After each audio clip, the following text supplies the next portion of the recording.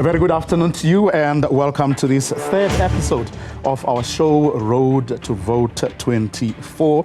We bring you panel discussions, we bring you interviews as we build up to Election Day, May the 29th. I'm your host, Vuya Mvogo. Our focus today, 30 at 30.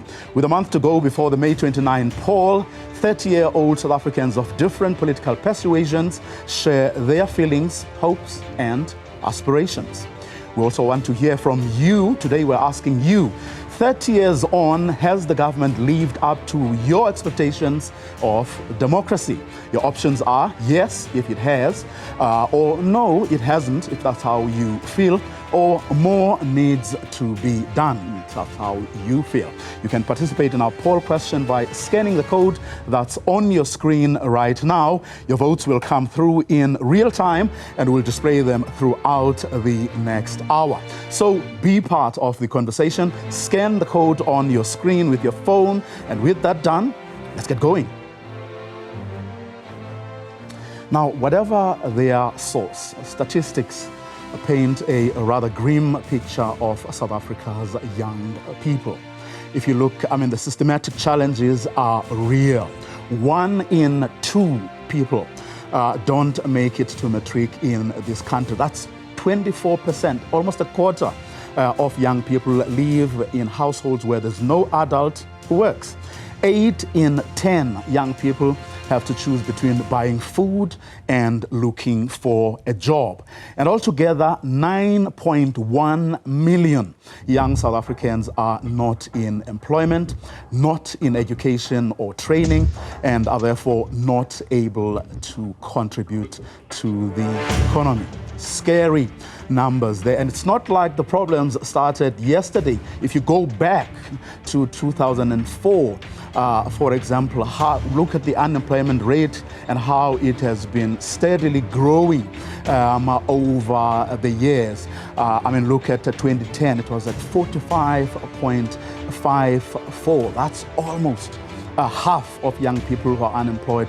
And that number between 2011 and 2017, of course, has stayed in the lower 40s, lower 40%. But then, look at last year, for example, and the year before, 49.83, 50.47 in 23, meaning more than half of young people in this country are unemployed. And this is what we are going to be discussing with my panel this afternoon.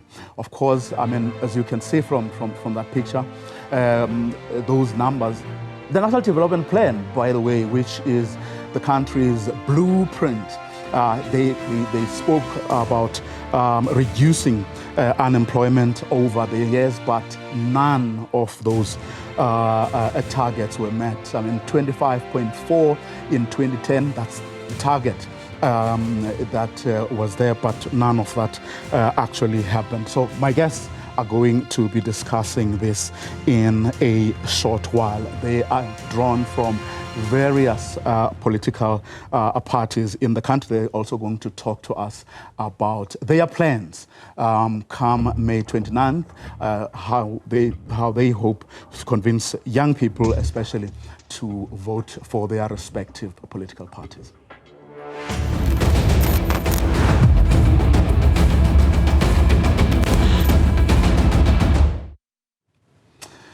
The one name that's been on everyone's lips since the State of the Nation address is Tintswalo. In the SONA, President Cyril Ramaphosa used the name to track how government has helped people over the past 30 years of democracy. In his speech, the President described how Tintswalo, from birth, was assisted by government policies, from social grants to university funding, up until Tintswalo got employed. Some have criticized this, saying there are still many young people in the country who are struggling, as of course those numbers you saw there tell you. Zikona Chona visited the area where the president grew up to speak to a real-life Tintswalo.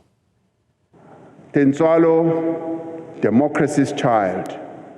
Tintswalo is a Xitsonga name, the meaning of which is grace.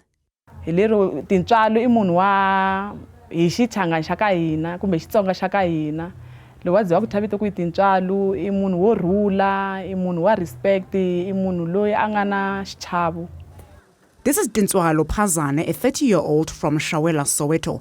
After matric, she completed a policing diploma, but she has not worked a day in her life.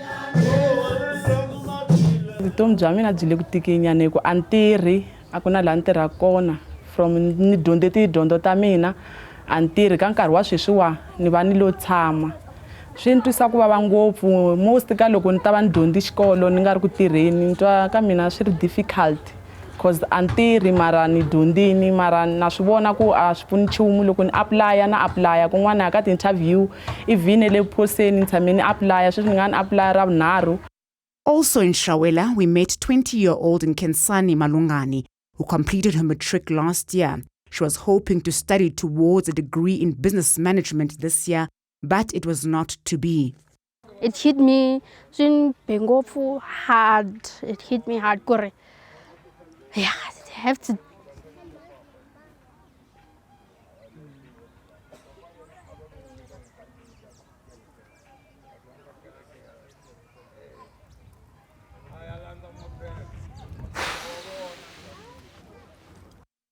As the firstborn of her parents' 3 children, she really wanted to set an example for her siblings. I felt bad, miserably. Her mother lost her job as a domestic worker last year, and her father, a car mechanic, is her family's main income. This made her hesitant to apply for university. Her days have been reduced to doing house chores or hanging around with neighbors. If I couldn't have purpose, it would have shown it by now. There's a purpose, why?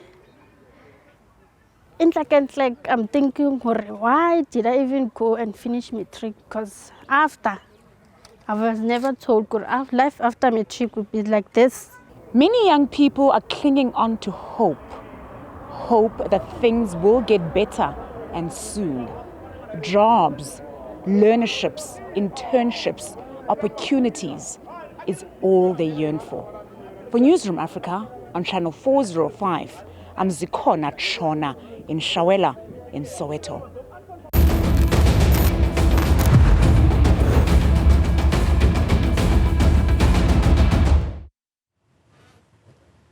Our panel for today's show are young people drawn from some of the country's leading political parties. Fasia Hassan is from the ANC, and representing the DA is Digele Dislowa, and Bukisa Boniswa is with the EFF. Good afternoon to all of you. Thank you so much for agreeing to come on the program. I mean, those statistics are scary. Yeah. Youth unemployment in this country is at crisis levels. We're talking more than 50% of young people unemployed. Quite right, Vuyo. I think even us in the ANC and even in the Youth League have really recognized the actual crisis that's before us. Unfortunately, it's very systemic and it's something that requires a number of interventions. I mean, even now, we're looking at, number one, the skills element. We know that that's a big one. But we also have to look at different levels of this youth unemployment, right? We talk about it as one large group, but the reality is that we have to segment it. Each group of those youth need a slightly different intervention. So we have the presidential stimulus package, which has focused, for example, on 1.7 million young people who are now teacher assistants. You've got the 3.2 billion that's moving in the economy, focused specifically on youth unemployment. But the reality is we also need the private sector to come on board.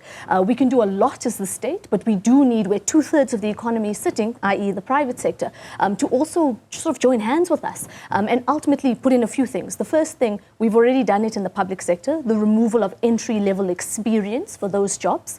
But number two, we also need to have a much greater succession process. So we don't just want young people as interns, right?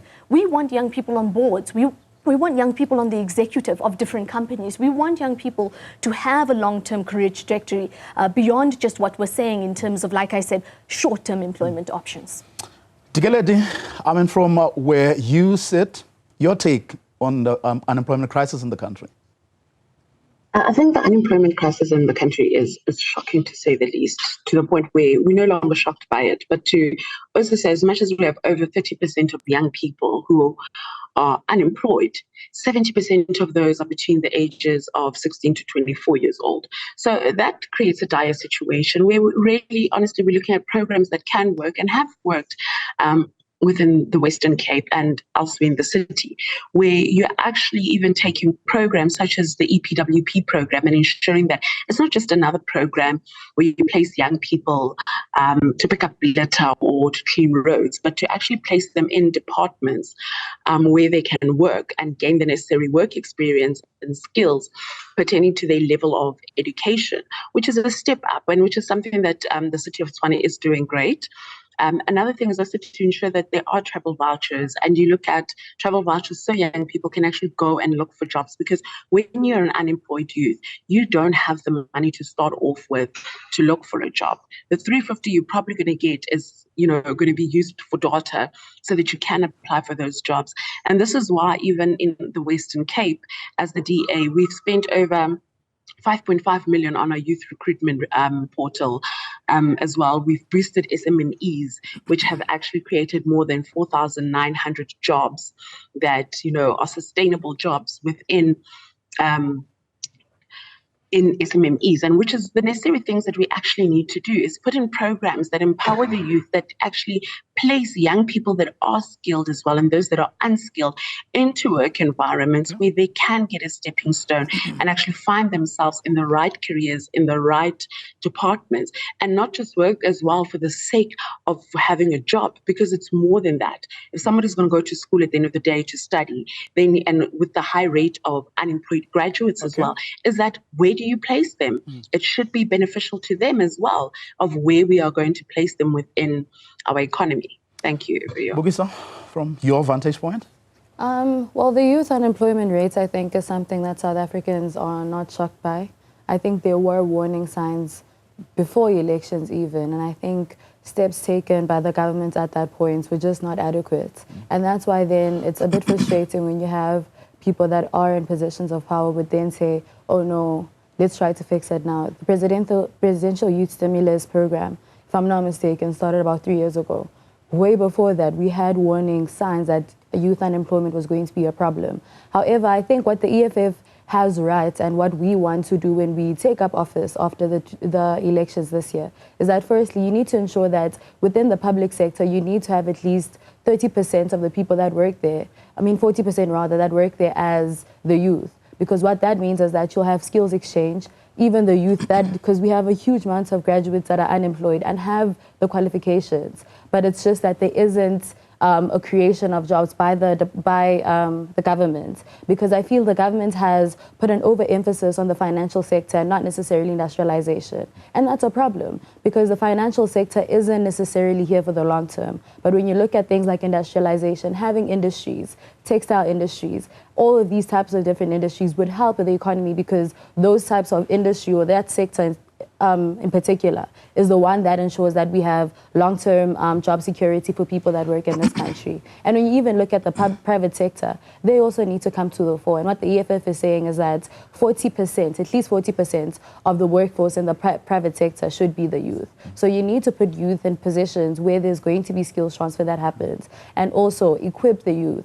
Bring about, because the shrink right now in the TVET sector is a result of, even when you look at the country in itself and the development we're taking, it's not towards an industrial type of development, but we always focus on the financial sector. So you'll get a shrinkage of the TVET sector because those students, those learners rather, learn actual things that you would use in mines, in factories and so forth. And that's what we need as a country, as to expand on industrialization and put youth at the forefront. Let's look at some of the claims that your respective political parties have made in their election promises. The ANC, for example, has said it's going to create an extra 275,000 jobs each year. The question, I guess, I mean, is whether indeed, excuse me, it is going to be able to create these jobs,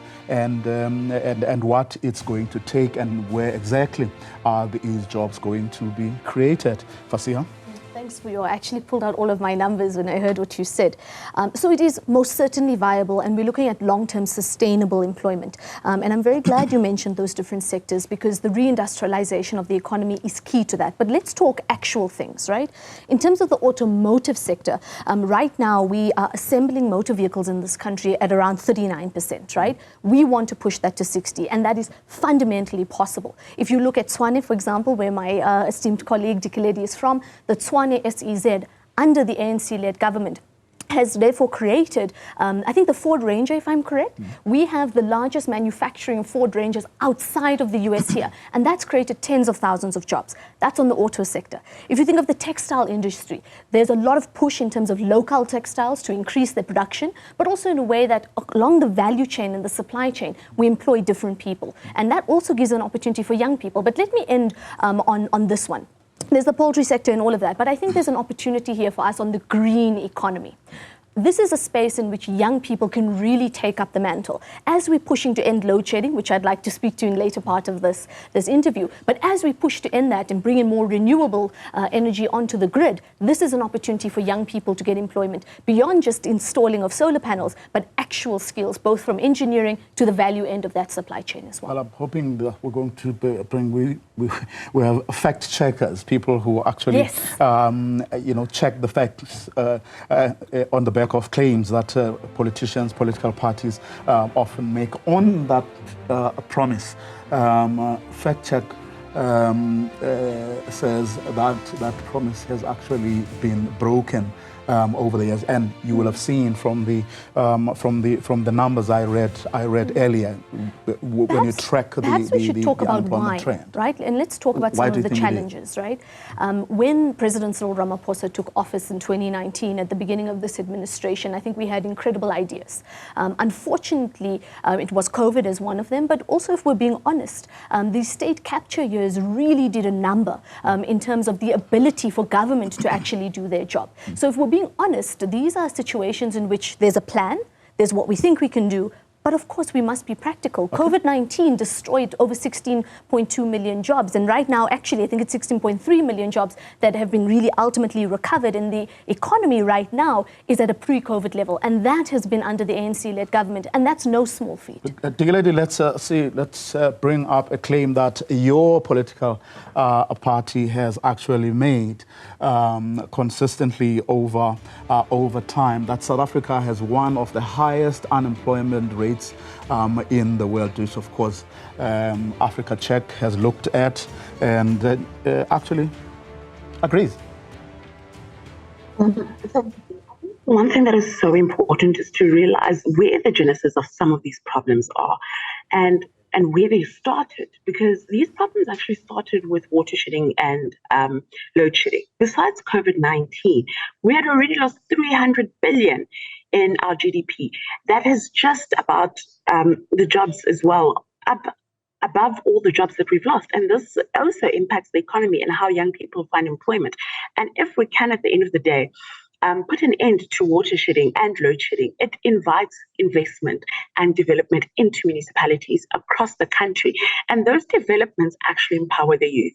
And that is something that we've seen being done in the Western Cape, where the Western Cape also does have the lowest unemployment rate when it does come to young people. And this is also just about the internship programs that are being done. This also goes down to what we are doing here in the city of Tshwane with our Tshwane Leadership Management Academy, which has empowered electricians and technicians, and 71 of those people are young people. So it's how we place them then into the municipality and harvest those skills as well to ensure that young people do find employment and placement in their workspaces, and as well in fields of study and interest. But as well, if you look at it as well, it's about just, at the end of the day, removing the cost, the red tape that is there for SMMEs when it comes to as well the time and cost of starting a business. It's also looking at how the DA also plans to use bylaws in our various municipalities to ensure that informal traders as well are able to trade in a conducive environment that contributes to the various municipalities. And it also goes back to how the Western Cape government has been able to boost SMMEs at the end of the day to create sustainable jobs. And that's what young people want. We want sustainable jobs at the end of the day. Well, and as well, we want the development. Yeah, let's see what Africa Check has to say about that claim. It says it's mostly correct. But I'll ask, Bugisa, you too, your party has also made a claim, which we're going to bring up in a second. But do you agree with Fasia, for example, about the origins of the problem, not why we are here, why we have not been able to, create the jobs that South African young people need? I mean, I definitely agree with the aspect that the reason why South Africans find themselves in this position is because of the ANC government. I mean, I think majority of South Africans would agree with that. But I think what I take problem with in terms of that statement is that the ANC is always saying, oh no, but we are a party that is, that replenishes itself and so forth. And yet when you look at every problem that our country faces, be it load shedding, be it youth unemployment, be it drugs, be it the lack of proper education, be it basic education, higher education, with the genesis of all of that is simply the ANC. The ANC, 30 years after democracy, has simply failed to implement on different sectors, in different sectors, be it health, even health. Our health system is completely falling apart. So I definitely agree. Our problem as a country, our biggest problem is the ANC. Okay, we are going to talk about drug and alcohol abuse in a second.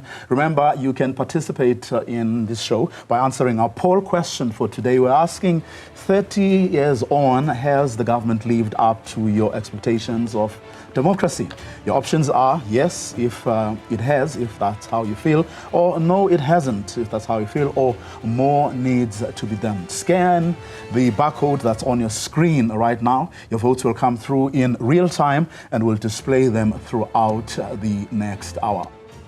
Welcome back. My guests are young people from the country's leading political parties here to share their thoughts about our 30-year-old democracy as we go to the May 29 election. Your party, when you launched your manifesto, made a claim about the numbers of young people unemployed in this country.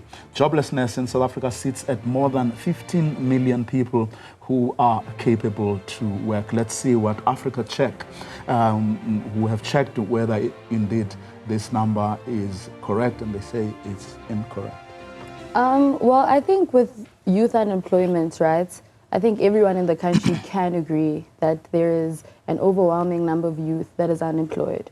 Because if that wasn't the case, you wouldn't have majority of people that didn't finish their matric not being able to go to university or not being able to find a job. So from my stats and the stats I have, youth unemployment is currently sitting at 3.8 million. And 33.6% of those youth are graduates. And also, so this means that over 51% of the youth is unemployed. And I think that should be something that we're concerned about. You cannot have majority of the people in this country that are the youngest, that are the brightest, sitting at home and not having anything to do. Regardless of what the number is, I think there is a problem, and what we should be doing is confronting the problem. Of course, I mean, unemployment isn't the only problem facing young people in this country. Substance abuse, alcohol abuse is a big problem as well. It's a big societal crisis, and I think we see it particularly prevalent in poorer communities. And it's something that, even if you look at its origins, a lot of people think this is a problem that really became prevalent post-1994, and actually it's far earlier than that. If you look at some of the apartheid strategies, I mean, this is quite clearly documented. Drugs were put into our communities as one of another element to really keep us down. But let's speak to some of those interventions. Here in Gauteng, where I'm lucky enough to be a member of the Gauteng legislature, the current premier is very passionate about this issue of substance abuse. And one of the big things that was stated in SOPA and has already started to be rolled out is the process of rehabilitation, accessible rehabilitative centers, but also ones that are sustainable and linked to skills. So we don't just want you to go to a rehabilitation center, we want you to walk out with a type of a skill that could ultimately lead you into some of those interventions we spoke about, right? We don't just want a young person to go back onto the street. So that's one thing. But I want to talk, and it's related to substance abuse, to the NHI, the National Health Insurance. And that's a fundamental way that the ANC-led government is also seeking to equalize the playing fields in terms of healthcare. And part of healthcare, of course, is substance abuse, but it's about a much more holistic approach. And I think that's why the National Health Insurance is a fundamentally important one for us to also look at, both as an ANC-led government, but of course as a society who wants a more equitable, equal playing field. Now, Digeledi, I mean, I'm looking at the numbers here. It says almost 50% of secondary or high school learners report lifetime alcohol use. Approximately 13% of learners report lifetime use of dagga. 10% report using illicit drugs such as TIC or Menrex. And I want to take you to what you said earlier, that where you made the Western Cape, for example, an example of where the DA is getting things right, and drug abuse in particular is rife. I mean, you know the story of the Cape Flats. Thanks, Vio. I mean, we have a problem with drugs and we have a problem with unemployment. And the reality of the matter is that the reason we are sitting in some of the situation is due to unemployment. Unemployment is a factor that contributes to substance abuse, that also contributes to the high crime rate and gender-based violence. We cannot separate that those three elements from where we are sitting at the moment. And the reality is, if you look at it, in the Western Cape, they have 26 gender-based violence shelters, but as well, there are also rehabilitation centers, which, as the Western Cape government looks into, if you look at it, the city of Tshwane has extensively donated to NGOs in regards to, as well, substance abuse. We're actually in the Gauteng province, if I'm not mistaken, is not even funding NGOs, so has either limited the funding that they have or completely cut NGOs from being a pivotal part of society. And that is why, even as the DA, we say the only way you can fight substance abuse is by having early detection programs, which is one of the things that we have in our manifesto. It's also about having rehabilitation programs, youth development programs, and partnering with civil society and faith-based organizations, because that is the only way we can try and ensure that our youth are able to tackle the issue of substance abuse, because it affects every single person. And the reason is, as well, it's not just when the youth have nothing to do, and as well, our education system is as poor as it is, that you are going to find situations where there is high substance abuse. Okay. If you look at it in the Western Cape. Thanks, Vio. What did you say was not true? Yes, I think it's important to clarify. Gauteng government literally every month disperses money to different civil society organizations that deal with substance abuse. And I think it's also very important to note that the Western Cape government works for a few, not for the masses.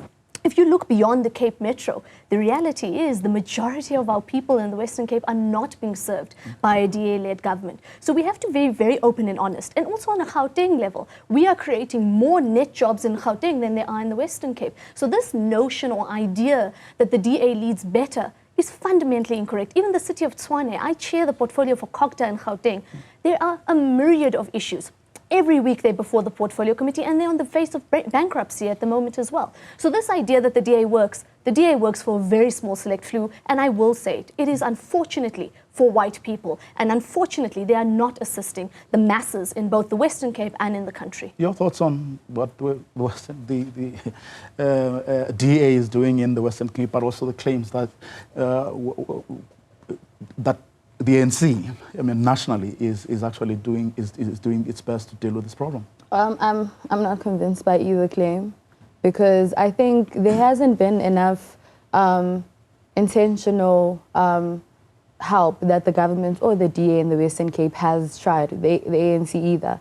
Because what you have is that in South Africa, when you're going to be dealing with an issue of substance abuse and you're dealing with the youth, you need to confront what actually propels the youth into that direction. You need to deal with those things. So first, you need to give them quality education. Because if, for instance, a student, let's say a grade 10 student, can't go into class and have a conducive learning environment, they're not going to see the importance of even having an education. If you don't have enough people, even in, let's say, Soweto and Kailich and so forth, that are like role models to these students, they're probably not going to want to actually focus or do whatever. But tied to that as well is just the socioeconomic issues that Black youth in this country have to deal with. So for instance, being overly exposed to violent acts because the hood is very violent, being overly, even for instance, you don't have a good family nucleus in most Black families, in that you would probably have just one single mother that's taking care of the home. Those kids themselves have to make sure that everything at home is working and everything. And I think that in itself are issues that aren't confronted. You need to look at why do young people go to drugs? What are the issues? And you need to start with those issues. And I feel as if both the DA and the ANC have totally neglected those issues. And then they would want to be like, there's a drug issue, let's deal with the drug issue, without actually taking steps to deal with issues that actually take youth to that particular point. Yes. What do you think? Have you had a contribution, for example, as young people in the ANC, not only to the manifesto? Do you believe that you are being listened to by the people who lead your organization? In other words, your feelings, your hopes, your aspirations are being taken into account. I think it's no secret that the ANC, being, you know, a really mature and older organization, has sort of in the past struggled with youth representation. And one of the reasons why that was the case was also the absence of the ANC Youth League, you know, which we recently, I think it was last year, elected an NEC. But are we being listened to? Are the aspirations or thoughts or ideas of young people coming to the fore? Yes. If you look at the ANC list, both to Parliament and legislatures, we have a more youthful list than we've had probably since 1994. And not just in positions where what we call unelectable positions. No, you've got young people who will be serving in Parliament, who will be serving in legislatures, but Vuyo, it does not stop there.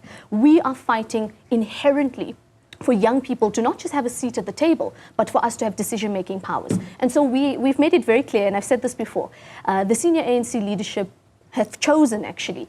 We said you can leave the door unlocked and open it, or we kick it down, but we're coming.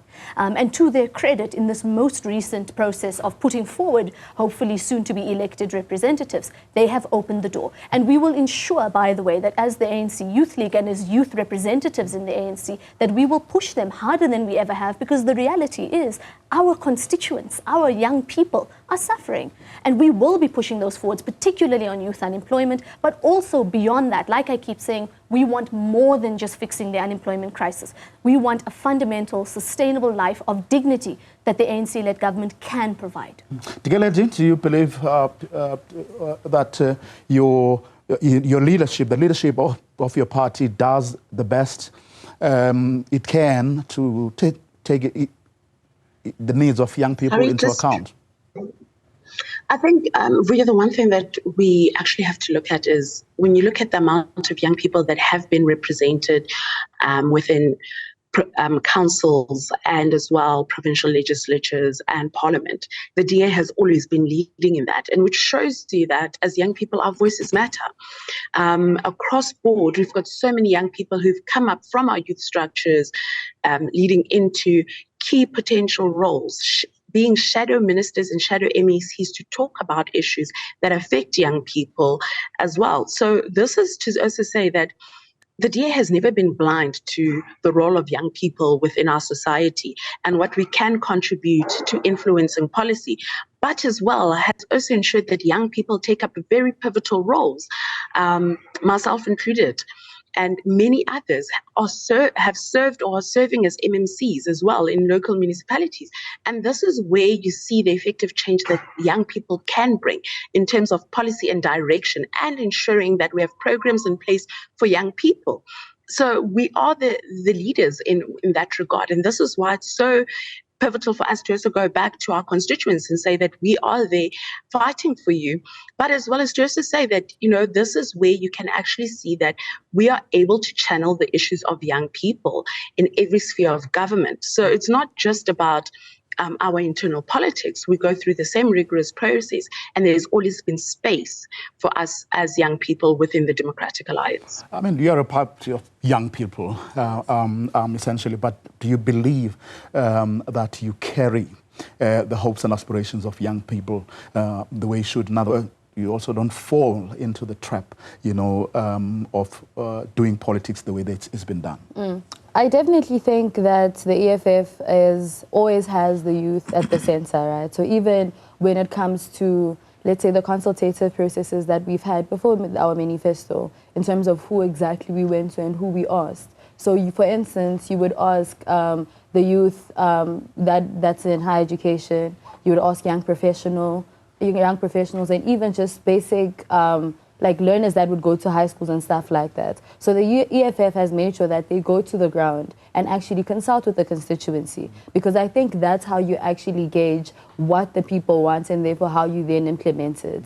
Because I think it's not enough to say, oh no, representation, but what does that representation actually do? Because even if, for instance, you look, I think the representation of young people and women in the EFF is amazing. And you can see this through the work we do. So for instance, we have an MFC of health in the city of Johannesburg, and she has been going on a very intense sexual reproductive health drive, right, that informs young people of different types of contraceptives, that goes to young people and actually informs them about sexual reproductive health and so forth. We also have another MMC who's the MMC of safety in Johannesburg, and he has embarked on a program of ensuring that they give licenses, so driver's licenses to the youth and stuff like that. So you see with those little things that an EFF government on a national scale would actually be implementing things that are required by the youth to ensure that the youth advance in terms of their social and economic mobility. So I think it's not enough to just say we have representation, but what is enough is to say this is what the representation has done, and that's what we're not getting from the other political parties. What has that representation done? Because what you have is that older voices will then take command and be like, oh no, in the DA and in the ANC, and say that this is how we're moving and that's that. But where does the representation then come in? If you have, for instance, 50% of the youth that would not agree on something, you would expect that organization to move in that particular direction. But we haven't had that. We haven't had that for education. Free education hasn't been delivered in South Africa. We haven't had that for healthcare, basic healthcare. And we haven't had that for just social mobility of just young people in South Africa. 10 seconds to sell your party. The reality is South Africa is a better place than it was 30 years ago. There are many challenges, but the ANC-led government has been the only political party that has been honest and transparent about some of our mistakes, and ultimately renewal is atop of the agenda. Okay. All of this information is available not only on our website, but on our social media. Digaledi, 10 seconds to sell your party. Okay, well, what we can say is that where the DA governs, it does govern better, and as well, it does not take 5 years just to turn around a municipality. And that is why you've seen a financial improvement even in the city of Tshwane. So where the DA governs, we do govern better. We are able to build a school in 65 days in the Western Cape. Imagine what we can do on a national scale. Thanks for your... Bugiso? The youth this year has a special opportunity to self-determine and change how we see South Africa currently. So if the youth would mobilize towards one political party, a political party that is there for the economic betterment, that is there for the social betterment, and that political party is the EFF. So what I'd say to the youth is ensure that you vote for the EFF in 2024 as our 1994. And thank all of you for agreeing to be part of this conversation. Fasia Hassan, Tigele Disloa, and Bukisa Boniswa. Remember, you can participate in our show by answering our poll question for today. We're asking, 30 years on, has the government lived up to your expectations of democracy? Your options, yes, if that's how you feel, or no, it hasn't, if that's how you feel, or more needs to be done. So scan that barcode that's on your screen right now. Your votes will come through in real time, and we'll display them here throughout the show. After the break, we are joined in studio by Lindiwe Mazibuko, the former parliamentary leader of the official opposition, the Democratic Alliance. We'll talk to her, among other, her current focus on cultivating and supporting the next generation of ethical young leaders in the public space. Welcome back, and don't forget to participate in today's program by responding to our online poll question. 30 years on, has the government lived up to expectations of democracy? You can scan the barcode on your screen right now, select the answer that best describes your feelings. My next guest is no stranger to politics. After several years spent as the parliamentary leader of the official opposition, the DA, Lindiwe Mazibuko jetted off to Harvard University in the US before returning to establish the Future Elect, a platform engaged in personal leadership development for young people, also meant to empower them with public service skills. She believes that there's no better time than now for young people and emerging leaders of different ideological backgrounds to enter the political space as well as government structures where they should actually lead. Good afternoon. Thank you very much for your time. Good afternoon, Vuya. It's been a very long time you've been here. People haven't seen a lot of you. Yes, they may have read your columns and so on. So what have you been up to? As you say, I've been running Future Elect for the last 6 years, an organization I co-founded in 2017 to support a new generation of political leaders. We complain in this country a lot about the quality of leaders we have. I experienced both good and bad in terms of leadership in politics and government. And so I started this organization to support the young people who've made a decision that they want to enter the public service. What exactly to do you be the do? best What are leaders the they sort can of be. things that you do with them? So we run a peer learning leadership program in Southern Africa. We run a South African program for women who are running in the next elections. And we run a public leadership program in East Africa as well. We want to launch one in West Africa next year. And the idea is to support young people to develop their skills in personal leadership, understanding themselves, why they want to lead, in persuasion, negotiation, and influencing, the skills that every politician needs to do their job effectively, to lead and implement. And then lastly, in political systems, understanding the constitutional, the legal, and other frameworks that govern the work that they plan to do. And then also to introduce them to people from other political backgrounds who share their values about, anti-corruption, good governance and democracy, but who may differ on land reform, macroeconomic policy. And it's an opportunity for them to be in a space for 9 months with 29 other people who may not share their ideological values, but who can, iron files iron, talented people when they rub up against each other, can improve themselves, improve their skills, learn from elders, political elders who come and guest lecture, learn from other young leaders who come and guest lecture, and come out of the program with a new community of people who they may not sit in the same bench with, but one day when they're in a committee negotiating, or when they're in the international arena discussing issues on a bilateral, multilateral basis, will be able to see each other as human beings rather than this very polarized form of politics we have, where we call each other animals and we treat each other in an inhumane fashion. And I think from that sense of understanding that we are opponents, not enemies, I think we can build a better democratic system, a thriving democracy in this country. Do you think our political system builds young people in any meaningful way? No, not at the moment. I think currently our political system forces young people to be dependent on the generosity and the largesse of their elders. And many of our political elders are generous, are supportive, are very willing to be available to advise, to counsel, but also to make space for young people to do this work. But I think in the main, young people find themselves being asked to wait their turn until they're ready. They're told they're not ready. And the ridiculous thing is you don't see that in the private sector. You don't see that in education, civil society, anywhere else. It's only in politics that young people are told you're not ready. If you're a school principal at 30, it's fine. If you are a university lecturer in your 20s, that's fine. Why do you think that is? Well, I think gatekeeping and power are very connected. I think that's one of the challenges we face as a continent, is we have leaders who transitioned us into democracy, who feel they have a God-given right to stay in power as long as they choose, that they shouldn't be subject to ordinary democratic competition, and that they should dictate the terms of their own departure. I think that's why you have constitutional amendments, coups, all kinds of non-democratic tendencies on the continent.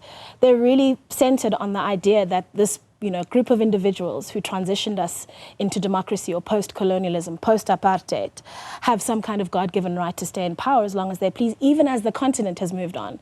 Its average age is 19, its majority is women, but it's not what its leaders look like. So we need to support young people to be engaged in that competitive politics, but also to be able to connect with the political elders who do want them to succeed and who do want to build them up and empower them to lead in these countries. I mean, given your characterization of the problems of our political system, do you see us going the route of some of our fellow brothers and sisters up north, where coups, I don't like to think of us as exceptional. I think there's a big danger in South Africa of thinking of ourselves as the rainbow nation, the miracle. These things will never happen to us. And I don't think that's true. I think at any moment things could go wrong for us as a society. It's why we must be vigilant. It's why we must have a robust civil society and unapologetic media. People must have voices and be able to speak up. So yes, I do think we can at any time, with the wrong leader at the helm, taking power for whatever reason. I mean, I think in the United States, you have a democratically elected leader who tried to lead an insurrection against his own country, right? These people can get into power through democratic means and then become autocrats when they're in power. Nobody is immune. So our job is to be vigilant, to celebrate when we see that our democracy is robust and it's thriving. You've just had that now, I was very emotional backstage. 3 young black women, 3 different political parties in their 30s talking about the state of this country, which turned into a democracy when they were born, on a national stage, campaigning, representing their organizations. That's a huge sea change from where we were 30 years ago. But we can get caught up in that celebration and forget to be vigilant and remember that these things are great to celebrate, but they need to be protected and supported. You heard us talking about the unemployment rate. More than half of young people, not at school, not in training, unemployed, and so on and so forth. And then on the other hand, you have these other challenges, of substance abuse, but you also have physical abuse where women, especially, young women are being abused. When one wonders, where this is going to leave us. Yeah. Because everyone, makes the claim that I will deal with this, but fact of the matter is that 30 years on, young people in this country are having a raw deal. When we think of so many of the social challenges we face, including gender-based violence, youth unemployment, psychological and mental health issues, many of them actually, return to the economic challenge. What is it like to be in your 30s or your 20s and have never had a job a day in your life? What is it like to have dropped out of school before you even hit your teens, and to have every single day to wake up in the morning and not know what the future holds for you? This kind of despair, this kind of lack of opportunity leads people to violence. It leads them to substance abuse. It leads them to, take pathways that can give them a temporary relief from the suffering that they feel. And so from a government perspective, from a governance perspective, the economy is central. Any government that seeks provincial and national government and even local government has to, at the forefront of its offer, be able to speak particularly to young people who are, 70% of them are unemployed in this country.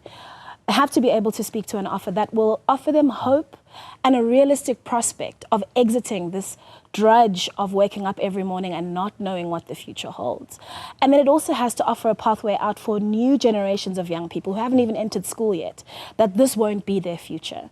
So I think that's incredibly important. But the other reason I think it's important for young people to lead is we underestimate the value of representation, of seeing people who look like you, who are your age, who have your background, succeeding against the odds, and then having that self-belief that a future for you that is similar is possible. So I think the combination of political parties taking leadership by young people, for young people, seriously. So should young people flood the political system? I think it should not be necessary to have a panel where you identify young people as a demographic and then ask them to talk about themselves. When you call in the international relations minister or the mayor of Tshwane or whoever you call in for a meeting or a discussion, it should be self-evident that they are under the age of 45, that they are part of this majority demographic that makes up this country.